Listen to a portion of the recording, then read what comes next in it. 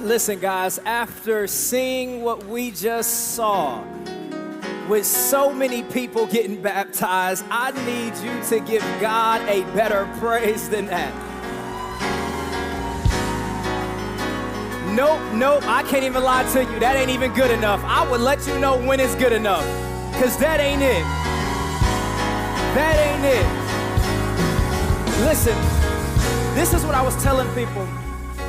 All I had in my heart as we were continuously baptizing those individuals was that there were so many people who probably woke up this morning feeling low.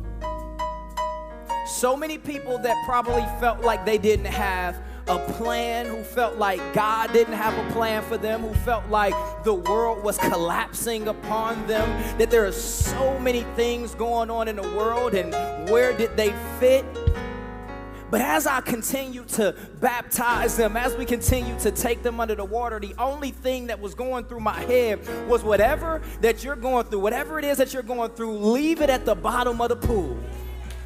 That your worries, your cares, the woes of life, leave that at the bottom of the pool and come up another. Because despite what you think the enemy is trying to do, despite what you believe God is going to push you toward the future, live in the present. Can I prophetically speak this over every person here? That if you came in here today just looking for a word, if you came in here looking for an encounter with Jesus, today is your day. That if you came looking for freedom, I'm going to introduce you to freedom. That if you came here thinking that it was over, I promise you that it is not. That this is just the beginning of your life. That today is the day that you leave everything behind and you press forward. I want to say this in different way, because I typically don't open up like this, but I'm gonna give you the topic of today's conversation. But when I have you repeat it, you have to believe it. But it's funny because this is not something that you're just believing for yourselves. You're gonna have to say this to your neighbor. You have to believe it for them. We live in a culture where everything is about us. No, you're going to have to believe it for your neighbor. Despite if you know them or not, look to the left and the right and tell them these words. Y'all ready? You're not finished yet. No, say it like you believe it. You're not finished yet. How old are you? You're not finished yet. How many things have you gone through in your past? You're not finished yet. How many times have people counted you out? You're not finished yet. What God is about to do in your life, eyes have not seen, nor ears have not heard. The goodness of what God is about to do, you're not finished yet. You may take your seats. Well, listen, I know that it is Water Weekend, Baptism Sunday for those who are watching, which means typically they invited their family. So listen, if you are a guest in this space today, I welcome you. And matter of fact, can we clap our hands for every guest that we have in the building right now? For those who are watching online, I'm excited for you. We have been in this series titled Built to Last. We've been in this series titled Built to Last, and in this series, it's a vision campaign for those who may be new today. Maybe you haven't been tapped into what we've been doing. It's a vision campaign, and we honestly, and I don't apologize about it at all, honestly, we are trying to raise the most money that we have ever raised in a single weekend.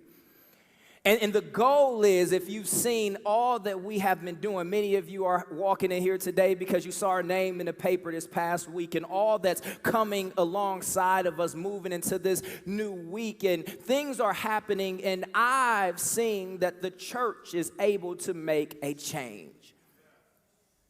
And it has been an honor, it has been a privilege to stand by you. And lately, over the last few weeks, my wife and I, we've had the opportunity to teach and preach out of the book of Nehemiah. And Nehemiah is a cold dude. Cold guy. And I wish that I can recap every week, but here is the summation to the best that I can give you. There's a guy named Nehemiah in the Bible. He hears a word. Somebody tells him that his hometown was burnt down and that it was all messed up and dilapidated, and it was his job to then go and to rebuild the city. And so he takes individuals to Jerusalem and he starts to rebuild the walls of the city, and he gets people on one page. But of course, as he continues to rebuild the walls, individuals started hating on him.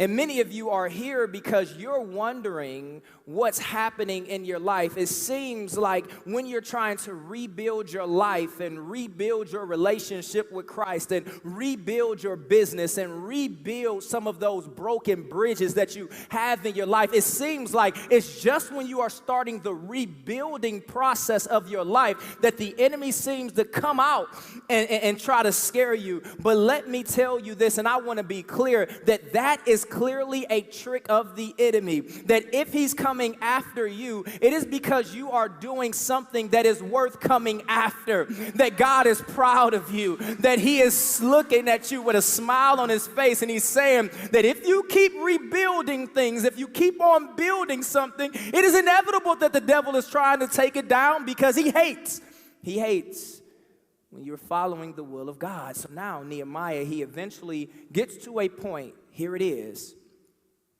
where he actually finishes the project. How crazy is that?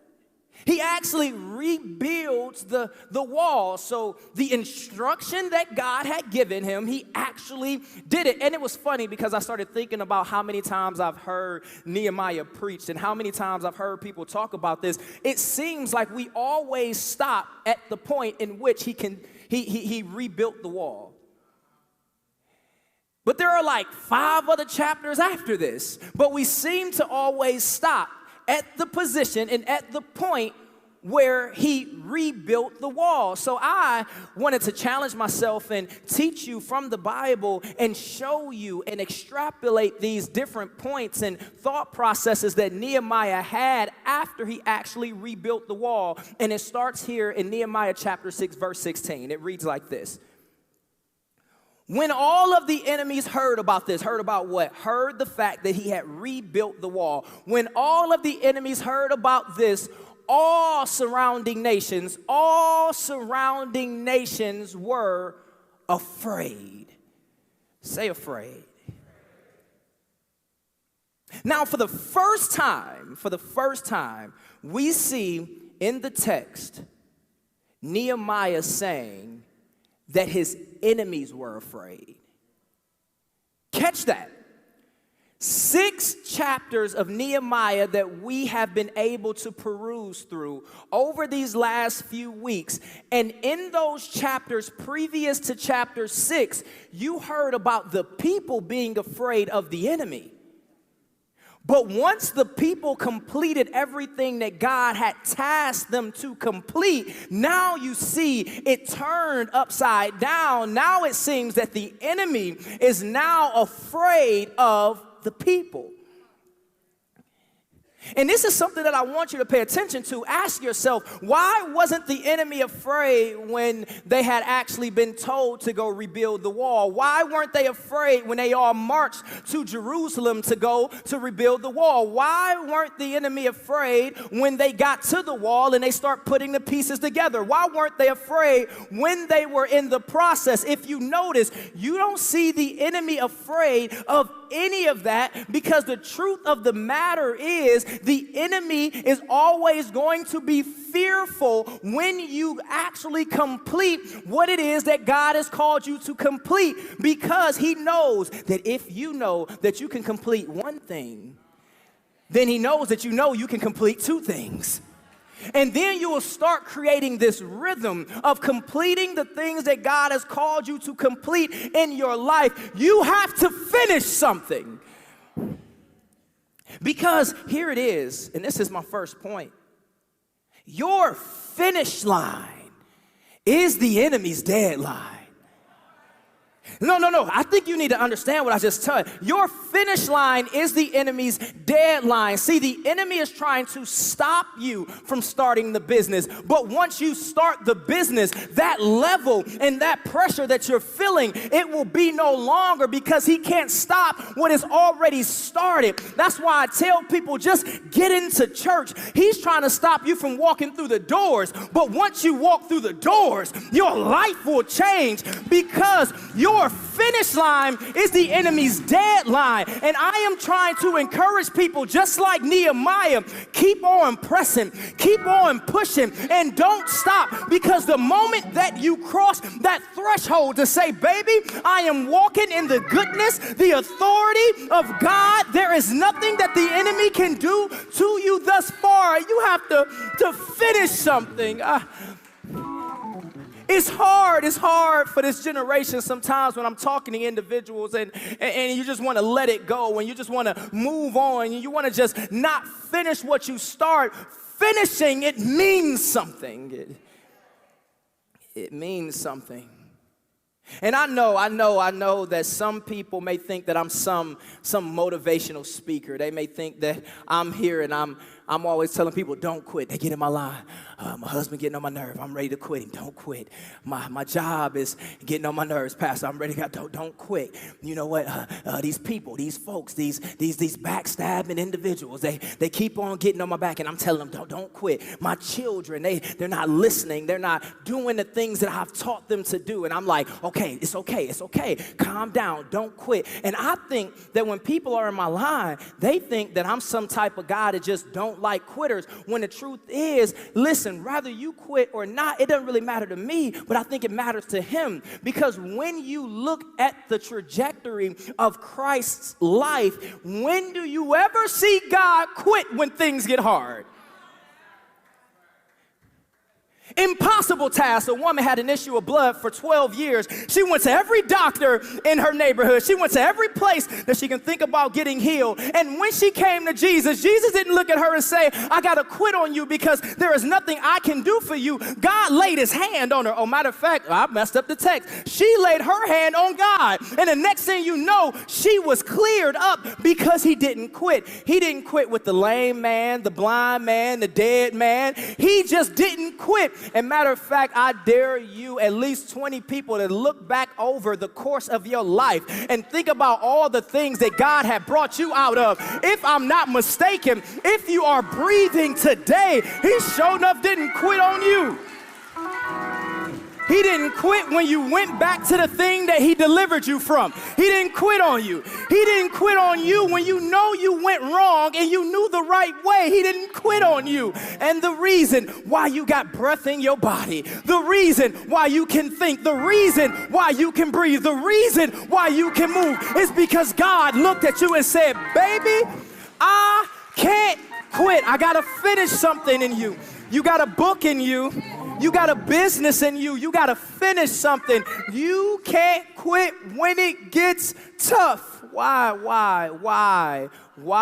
do you think that Christ didn't quit? Think about it. Christ didn't quit when they captured him when he was praying. Christ didn't quit as they continued to beat him as he was walking down this road. Christ didn't quit when they hung him up on the cross. Christ didn't quit when they put a crown of thorns on his head and blood came streaming down his face. Christ didn't quit. Christ didn't quit when they put a spear in his side, and even though he didn't have to die for none of us, he kept going and he didn't quit. He didn't quit. And the point that I'm making is, why do you think it is important for us all to know that when you look in the Bible, I believe it's in John, when he gets up on the cross, why do you think the last words that he says is, it is finished? It's something that he's trying to declare to you, that no matter what is going on, I am going to finish. No matter what's pressing up against me, I am going to finish. He's a finisher. And can I make an announcement to every person in here? The enemy fears a finisher. He fears a finisher. What What are they going to do now? What are they going to do now? If they get there, then they'll know that it's possible. If they get to the finish line, then they'll know that nobody can hold them back. If they get to the finish line, then they'll know that their marriage is stronger than they thought. If they get to the finish line, then they know they have everything that they need in order to pour into their children. If they get to the finish line, then they'll realize that every test and trial that they had gone through previous to today, they will get to a place where they'll know that that test should have already been a testimony. That even though they're going through hell and high water, they can step into their family reunion and say, baby, look what God has done inside of me. He did not quit. He fears a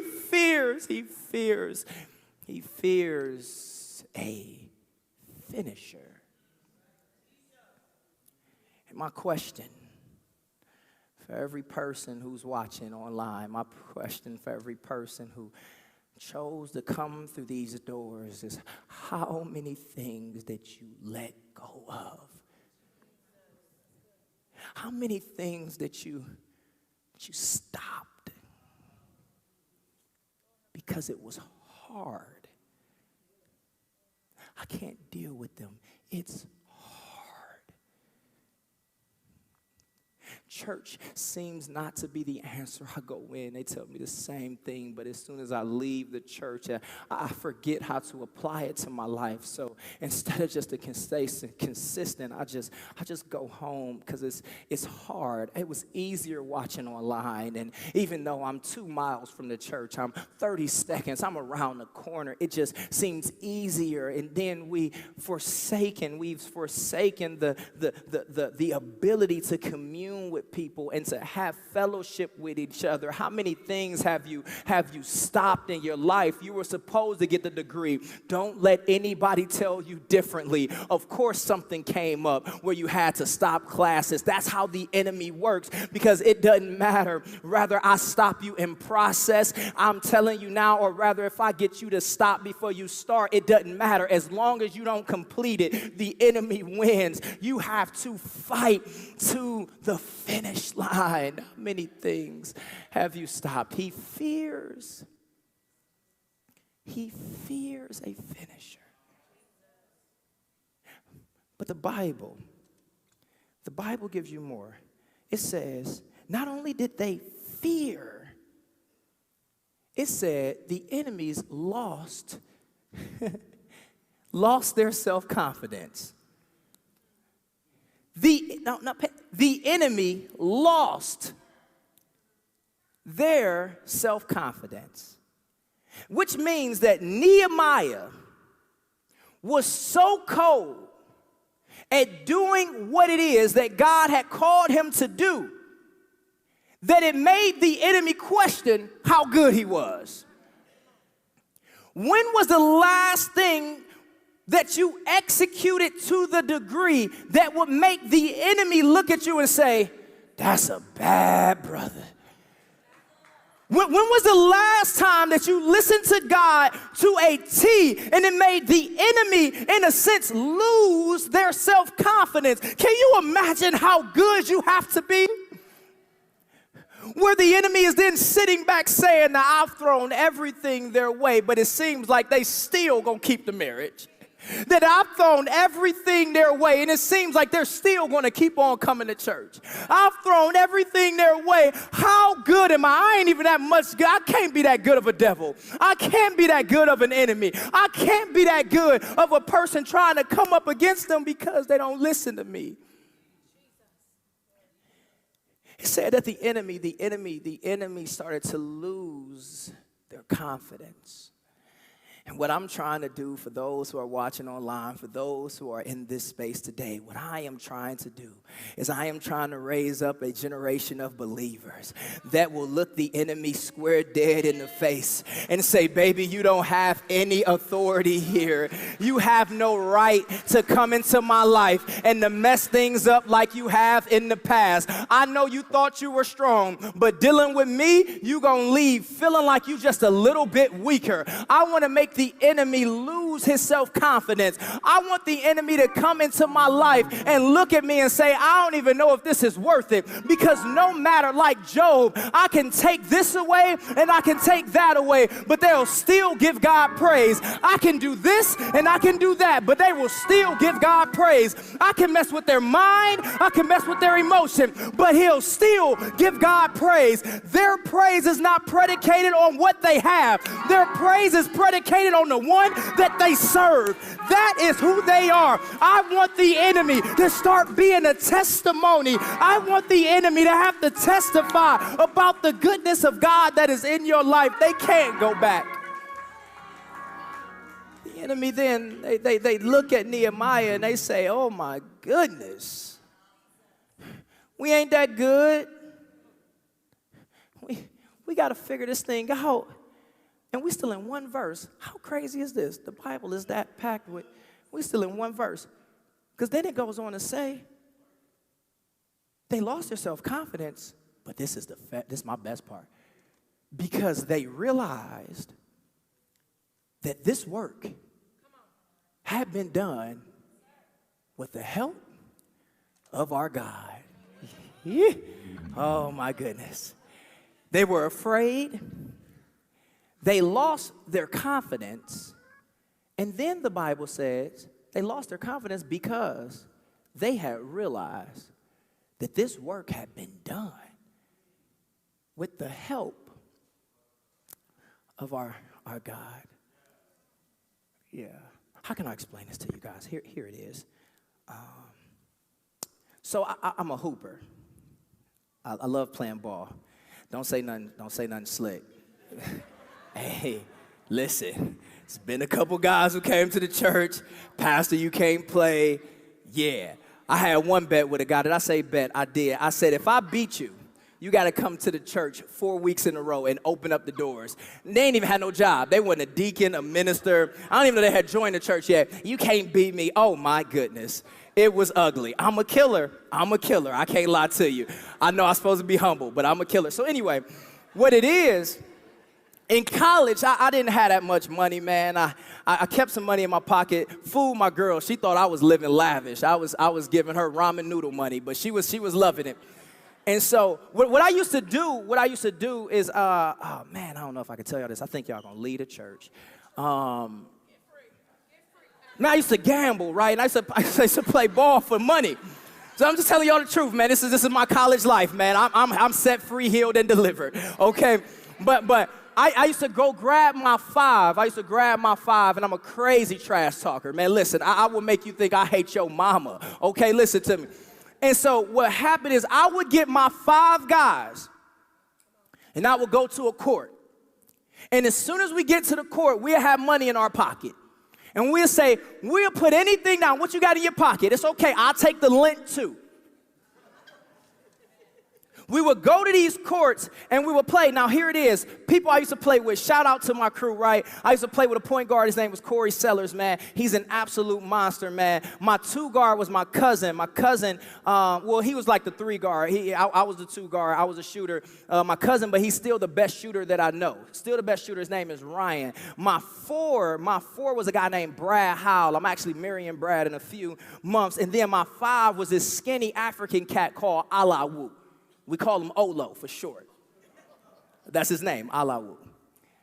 And so we would go to these courts, and as soon as we get on, I was always credited for being the guy who hit big-time shots. My cousin, he's going to stroke you crazy the whole game. But when it gets to the end, give, laugh the ball, okay? As I tell the staff here all the time, just give me the ball, give me the rock. Don't put a quarter here. Y'all will never see me. I won't get no sermons done. So what would happen, I was thinking about this the other day. I said, am I that good of a shooter? It's a real question I'd ask myself. Am I that good of a shooter? And the reason why I say that is because I can vividly remember getting the ball in crunch time, shooting. Y'all see the form. That's real. I'm saying it's real. So I would get the ball, boom. I remember missing shots. I remember missing shots. But they always remembered me as a closer and as a finisher. So I'm like, if I remember missing so many shots, how in the world do they know me as a closer and as a finisher? And it dawned on me that every time I missed a shot, Allah grabbed the rebound. And he gave me the ball again. So I would shoot, and if I miss, Allah would grab the rebound. And he would give it to me again. And then eventually, I would grab the ball, I would shoot, and I would hit. It doesn't take away from the fact that I won the game.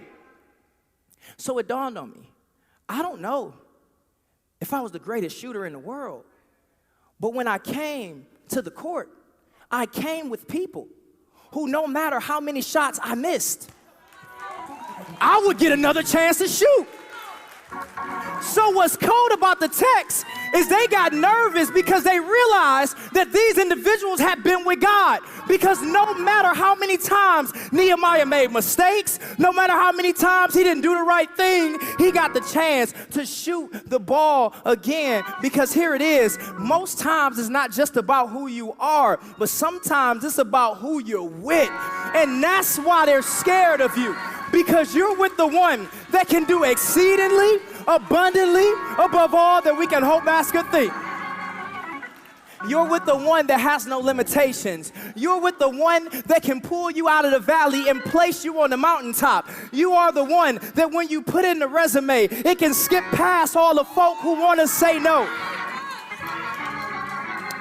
And it can get to the one person that's going to be able to say yes. I ain't that cold, but the people that I'm with, the God that you serve will never allow you to fail. The God that you serve will never put you in a bad position. The God that you serve doesn't care how many shots you missed in the past. All he's saying is get yourself set, because baby, I am going to pass you the rock again. Now listen, matter of fact, I don't care if you're a hooper or not. I dare you to stand up and give me your best jump shot. I just want you to shoot again. I just want you to shoot again. Take your best shot. Your life is going to another level. I just want you to shoot again. You gonna get another chance. I just want you to shoot again.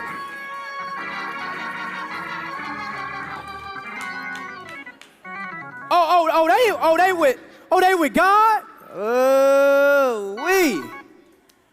I don't know if we're gonna be able to take Nehemiah out. He just moving. He just they working too hard. They keeping themselves together. So now chapter 6 is gone. And everything that God had called them to do, they've done it. And they've closed every gap in the wall. They've set every door in its right place. Brick by brick, it looks good.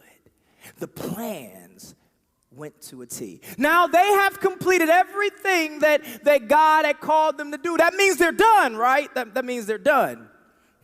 And pack it on up, fellas, let's go back home. It means they're finished. If you've completed that thing, that means you ain't got nothing else to do. But if that was the case, why did God give them breath the next day? That with every breath that you have the privilege to take every day, that means that breath comes with a plan. And now you see chapter 7, verse 1. The Bible is so cold. It says, after the wall had been rebuilt, and I had set the doors in place, the gatekeepers, the musicians, and the Levites were appointed. The gatekeepers. Now here it is. If anyone would have asked me, Pastor Lav, before you start breaking down this text, Pastor Lav, why did they have to go back and rebuild the wall? I would have almost guaranteed you, I would have been able to say the reason why they had to go back and rebuild the wall is because, obviously, to protect the people that are in the wall.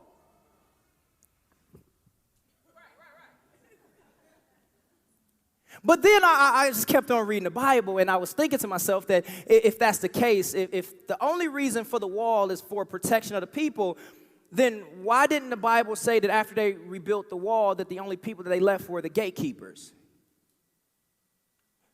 Because the Bible was very clear, and we got a highlight on the screen. It said the gatekeepers, the musicians, and the Levites. The gatekeepers are there to protect. So why is it important that he mentions the musicians and the Levites? See, this is where you guys look for me to break this down. Levites and the musicians, the Levites and the musicians, these are individuals who are spiritual. Yeah, I don't know if they built anything. Yeah, they like me. I don't fix anything. I try my best. I suck at it. These are the people who are responsible for the pulse of the ministry, not so much shifting and moving the things. These are people. So I'm just trying to think. I'm just trying to think that in that case, if this wall was solely built just to protect, then he wouldn't have to mention these people, which then put me into this mindset where it hit me. That this wall was not built just for the protection of the people. This wall was built for the protection of their worship. That this wall was not built just for the protection of the people, but it was actually built for the reflection of their worship. That they had to create a space, they had to create a wall to protect the innermost important things that gains and puts you in a position where you have relationship with God. It was not so much to protect everything from the outside coming in. It was so that they can keep everything inside permeating within the walls. That is why it said that they have gatekeepers, and then that is why it says they have Levites, and it also has musicians, because what they're trying to say is no matter how good of a wall we've built, we're nothing without the worship inside. And this text has been taught wrong for so many years. It's been taught incorrectly. I don't even want to say incorrectly. It's just been taught incompletely for so many years because we've put so much stock in the reasoning on why this wall was built. And then it hit me as I was writing this. How many things have we built in our lives and we did not focus on the worship that was supposed to come from it? You wanted to build your business, but you thought you were building your business to protect your family, but you were supposed to build your business to reflect worship.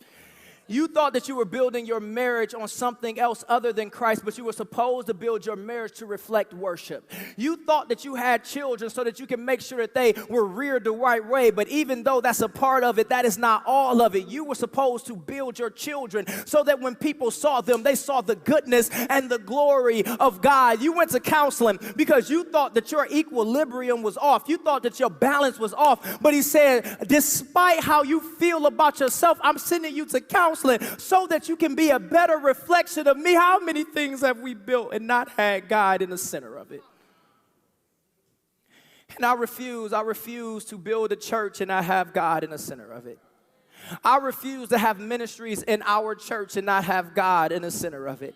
I refuse to have people standing on this stage singing and proclaiming God and how good he is with not having you in the center of it. I refuse to move without you. And what Nehemiah is trying to eloquently tell people is that we did not build this just for protection. We built this for reflection. And if there's anything that I can tell you is you cannot forget your reason.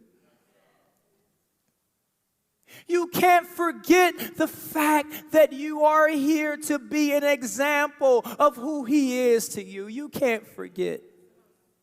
You can't just easily give up on your marriage every time that you have a disagreement. You can't forget. You can't be so easy to throw people to the wayside as if God did that to you. You can't forget. You can't forget because you want to go on vacation that you don't build God's temple. You can't forget. You can't forget to come back to the kingdom and serve and serve and serve because you look back and you realize how much He served you. You can't forget.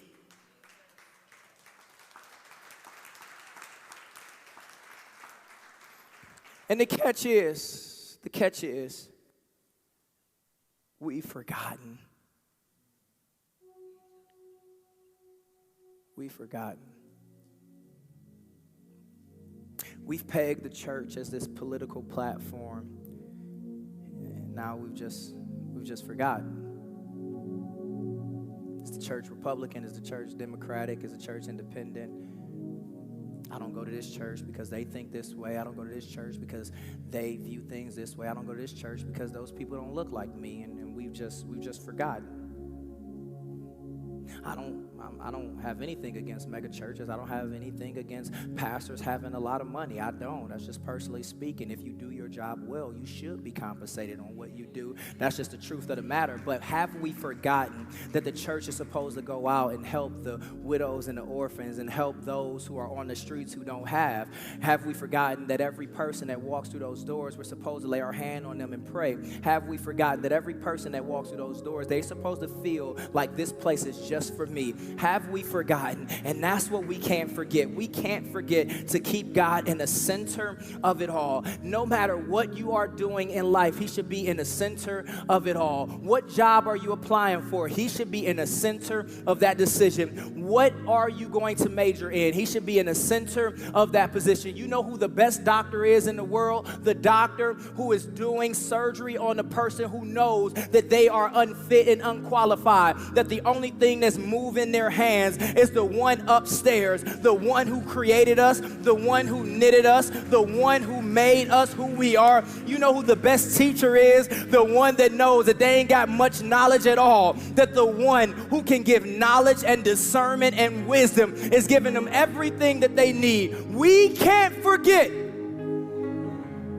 And I challenge every person that's in here today, you never forget who He is. Specifically in Nehemiah's case, many times we forget when we finish something.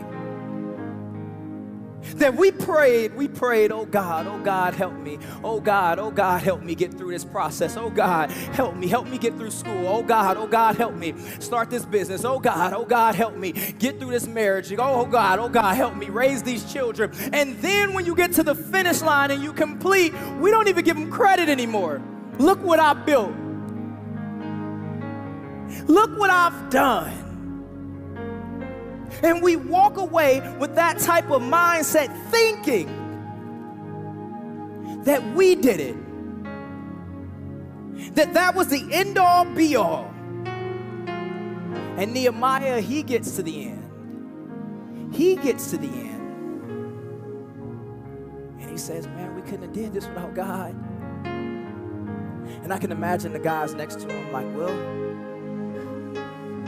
Nehemiah let's go back home, bro. I mean, God, they said, come build the walls. They said, go to school and you graduated. They said, start the business and you started it. Start the nonprofit, you started it. It's time to go, right? And then Nehemiah, like most of you, I'm trying to push you here. I can imagine Nehemiah with his guys, and he looks up. Then he notices something in verse 4. He says, now the city's large. We built this wall. You know what I'm noticing is that it's very spacious. But there were very few people in it. And the houses had not yet been rebuilt. The houses. He was instructed to go to build the wall. But when he got to the end of that assignment, he looked up And his next assignment was right there. For so many people in here, you're so focused on completing the task. And how about this? Many of you are actually scared to complete the task. Because you're asking yourself that if I complete this, what would my worth be then? If I raise my children and they leave at 18 and they leave at 21, then what is my life without my kids? I mean, if I start the business and it starts being smooth and I walk in and even though I'm the boss, they don't really acknowledge me anymore because it just I just want to be wanted. I want to be important, and that's okay. I want to be needed, and that's okay. It's the truth. But Nehemiah, he closes out his book of business. He closes out that thing that God had called him to close out. And when he looked up, God gave him his new assignment. Here it is. Your new assignment is on the way, but you have to finish what it is that God has called you to do. And you're too busy forecasting that you're forgetting what's in front of you. And you're in this place and you're like, I'm done. How about this, Pastor? I'm not here because I finished well and I need a new assignment. I'm in here because every assignment that I've gotten from God, I quit. So that's why I'm saying I'm done. But it's okay. Because the same sentence fits for you. You're not finished yet. That if you felt like you completed, I got people who stand in my life and said, Pastor, I've done all that all that I can do. Well, that's good. Ask God what your next assignment is. Pastor, I marked everything off my bucket list, but yet he still woke you up. Add to the bucket list. How many more places do you need to travel? So that you can show generations behind you that traveling doesn't mean getting in your car with hot Faygo and Twinkies talking about we taking a 24-hour ride down to Florida. No, the devil is a lie. I ain't taking that trip no more. I'm getting on a plane. And I'm riding in first class. I'm not going to lie to you. What is it that God has called you to? You're not finished yet. That even if you missed 1,000,000 shots, God is saying, I still got the ball in my hand. You're not finished yet. That as long as you got strength in your body, put up another shot. If you fail, then fail trying. Fail trying to succeed. Fail trying to live right. You aren't finished yet. Oh, I'm 60 years old. I just retired. Retirement means you stopped in the world marketplace. That doesn't mean you stop in the kingdom. You are not finished yet. And you've went through it. You've suffered through it. And there are people in here today, you thought you were finished. You thought that when he died, that was it. You thought that when they passed away, it was done. You thought that when they let you go, you had to go settle for mediocrity. Nope. God is not finished with you yet. And if you want to be done, just pray that you wake up in heaven with him tomorrow. Because you're almost wasting air.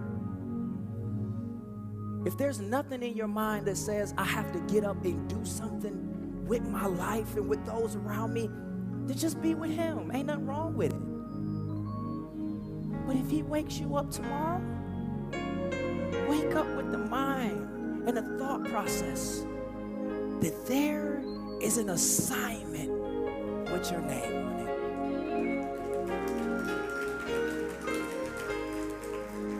Dear Heavenly Father, Lord, we come to you right now.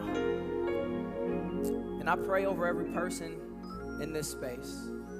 Every person that hears the sound of my voice, I pray that those who feel like they are giving up on themselves, to let them know that you're not finished yet. That those who felt like they've come to the end of themselves and they don't know what to do, I pray that they give themselves over to God for their next assignment. You raised your children, but now it's time to move on to your grandchildren. You've started one business. Now it's time for you to push the person in your neighborhood to start theirs. It is time for you to be an example. It is time for you to push for the next level. God, we pray right now in the matchless name of Jesus Christ that you give us a spirit like Nehemiah.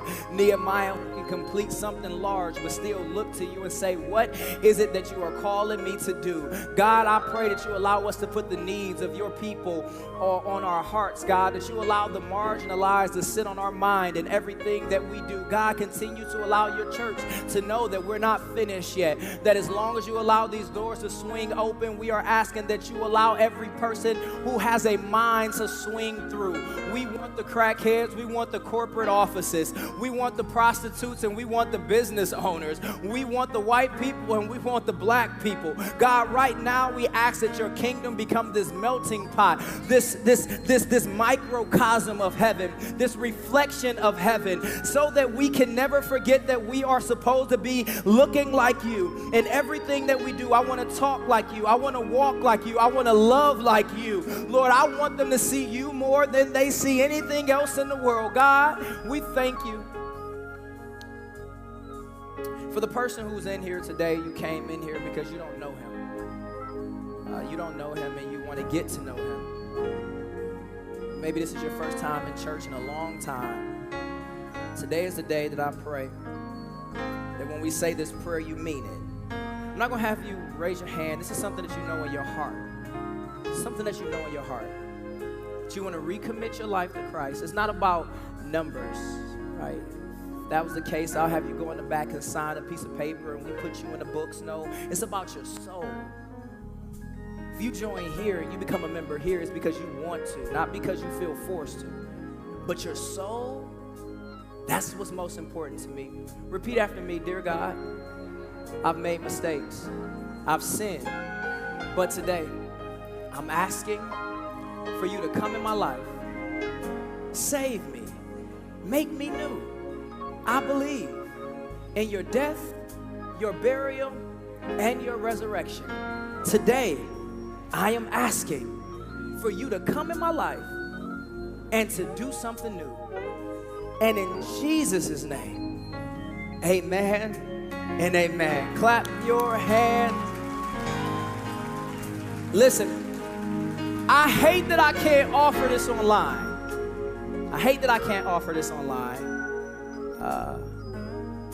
But I'm going to offer it in here. What I'm going to do just to keep everything smooth, we're going to transition to giving.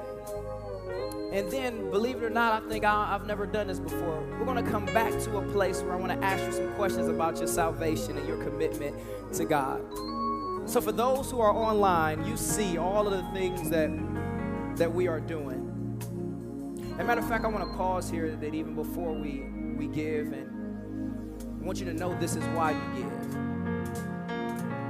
So there was a 6-year-old boy, a 12-year-old boy that got killed this week.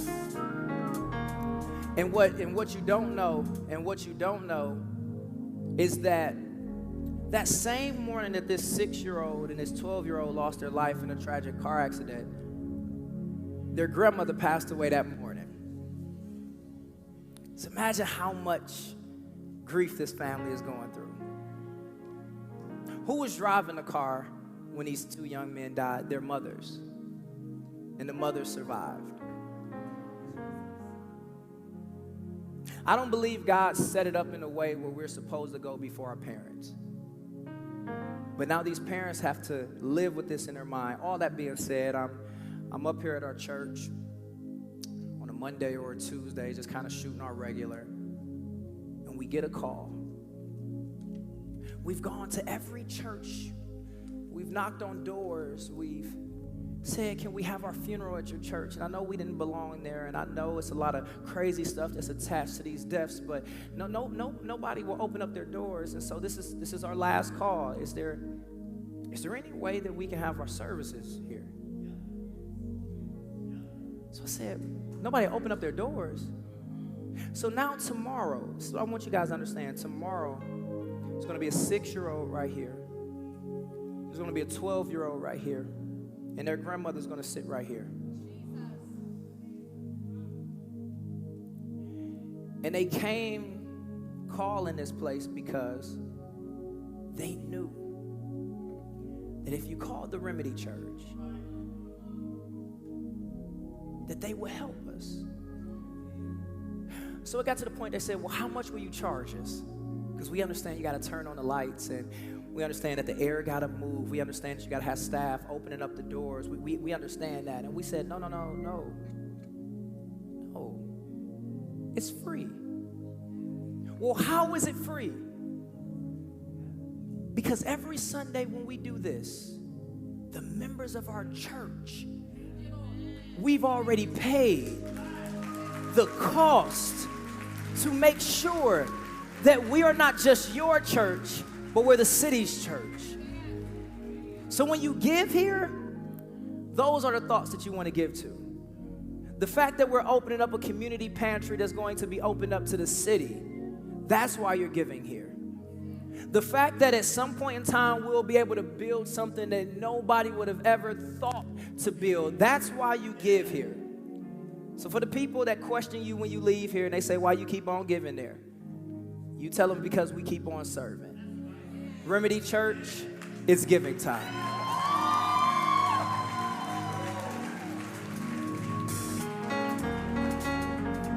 Listen, guys, you see on the screen we have 4 ways to give. I don't embellish. We need every dollar that you can sow. In a couple of weeks, some of you got your t-shirts on. Make sure you go home and wash them quick, because in a couple of weeks, I want all y'all wearing a t-shirt. They're out there at our bookstore. We're going to, on the first Sunday in November, bring the most money we can. I want us, can I say this out loud? This is a big number. I want us to be able to raise anywhere between $200,000 to $250,000 in one weekend. And I believe it. I believe it. I wholeheartedly believe it. Somebody may say, I ain't got $200,000. Don't worry. Just play your part. There are 4 tiers that I want you to look at. 4 tiers. If you don't know what those tiers are, they'll give you something leaving out the doors. 4 tiers. And you can sign up. It's everything from $1 to $10,000. And can y'all clap your hands, because we've had people say they're giving $10,000. We have people giving $5,000. We have people giving $7,000. So if that's not you, it's cool in the game. Just do what it is that you can do. And I believe us collectively will be able to change Akron. As the baskets are passed through you, stand on your feet for the benediction.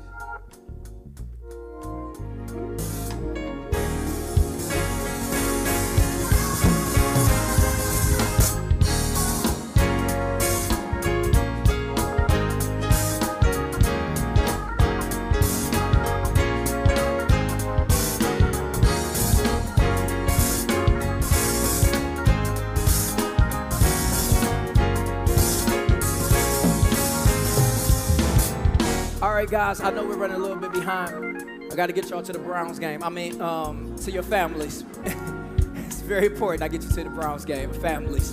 And so here it is. On Baptism Sunday, we always want to offer the opportunity for those to be baptized. So we got a call this morning from a family. They said, my mother has never been baptized and she wants to be baptized. And some of y'all may say, well, I ain't trying to get my clothes wet. Well, it's cool too. Because we got extra jeans, we got extra shirts, we got extra everything in the back. So really quick, because I just want to make sure we know who. Is there anybody in here, honestly, you want to get baptized today? You've never been baptized, and you want to be baptized today. And do me a favor, if that's you, I see you, young man, I see you, my man of God, come up front. If you've never been baptized and you want to be baptized, this is not a trick. I really want you to come up front. Come. I see a young guy coming up. I'm cool in the game if it's just one.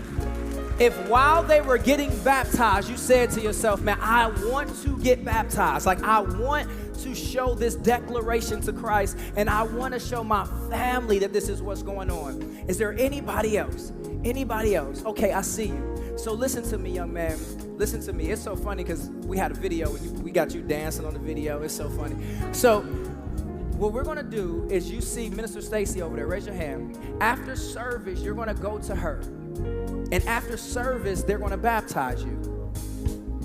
What I'm gonna speak over your life is this, is that by the time you get in that water, your young heart would have convicted somebody's older heart to say that if he can get baptized and he can make the decision, that I can too.